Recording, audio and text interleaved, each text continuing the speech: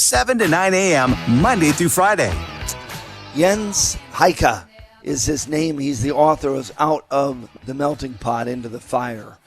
He's looking at the current problem and historical reality of multiculturalism, unification of races and society.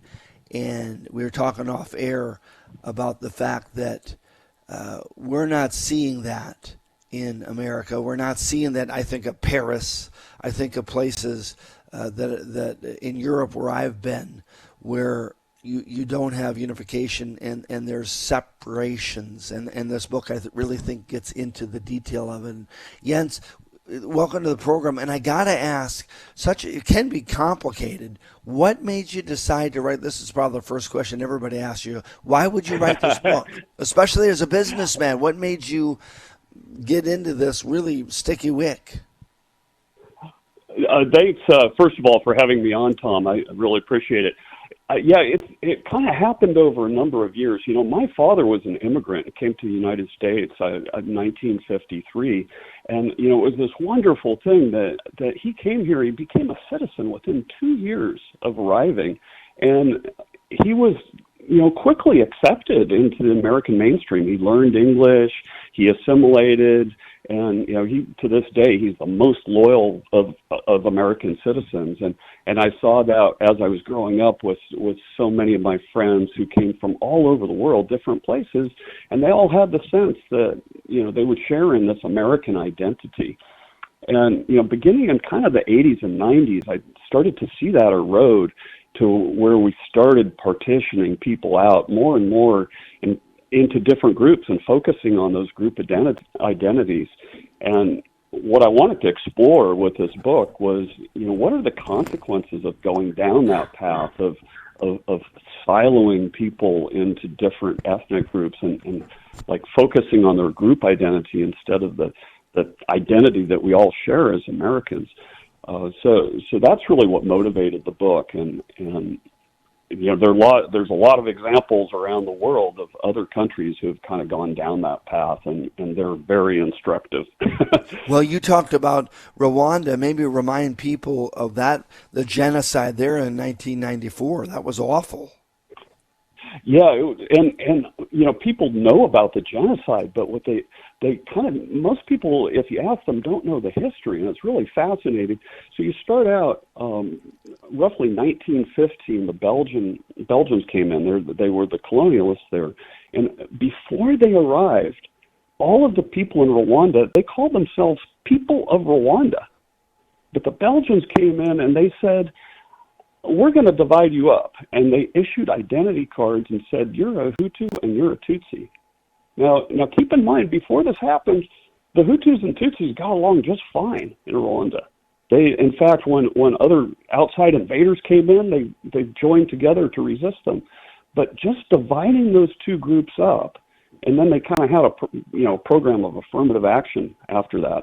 This may sound familiar, right? You divide people up, you give one group a set of preferences, and what happens over time, the two groups start to think they're in a zero-sum game against each other, and that festered for many decades and eventually turned into the genocide.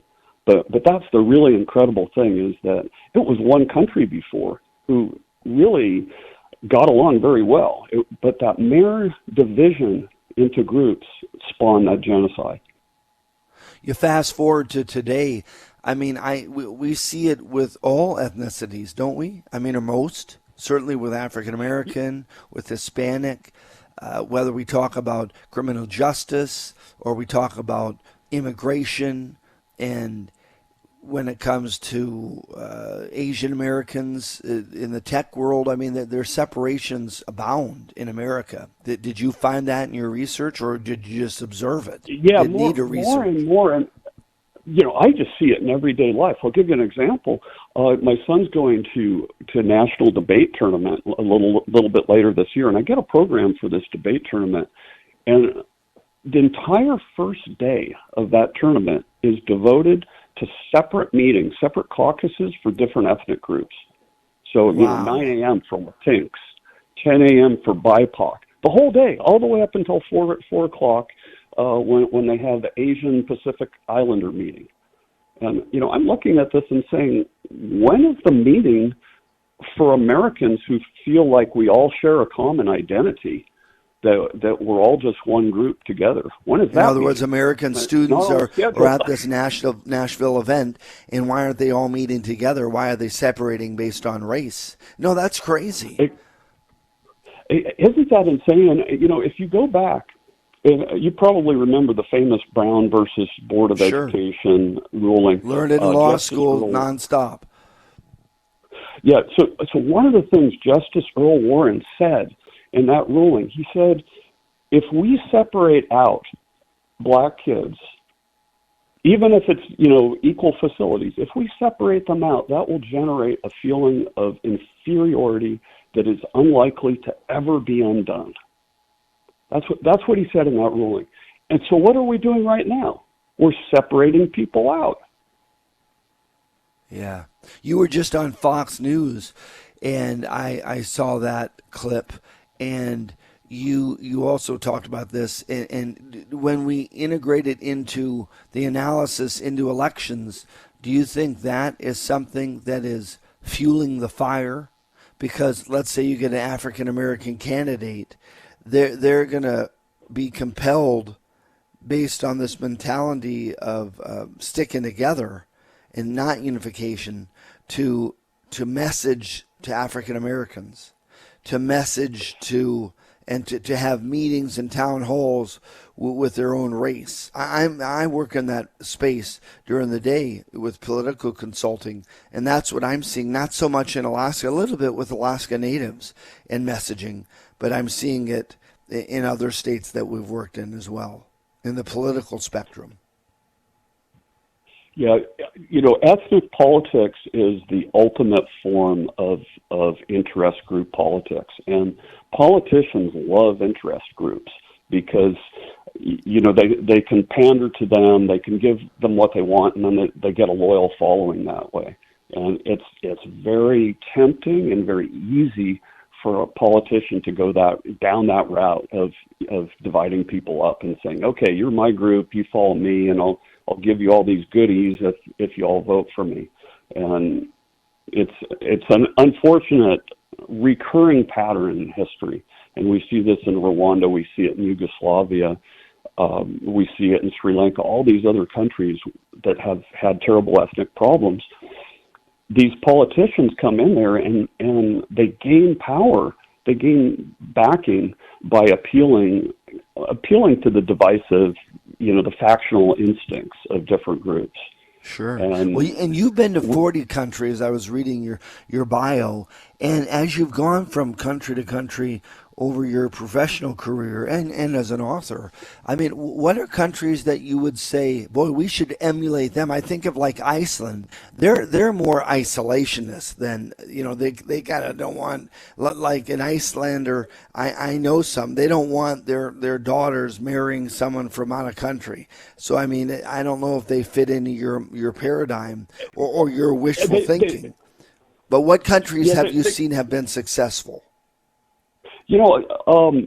Iceland is an interesting circumstance, and I'm not sure because they're in a different situation than us. So they actually have a phone app in Iceland where if you're about to date someone, you look them up on the phone app, and the app will actually tell you if they're too closely related to date. Oh, that's funny. That is how closely related people are in Iceland, that's actually a risk. So, we're in a different situation because we have so many different races and ethnicities in this country. So it's kind of hard to compare that. The country I look to is Botswana, which is a country that gained independence in 1964. And the first president of Botswana, he was actually originally going to be king before independence. He was studying in England And you know what, And- Jens, hold Okay. that thought because these Yeah. breaks come quick. We're going to go right back. He's an author.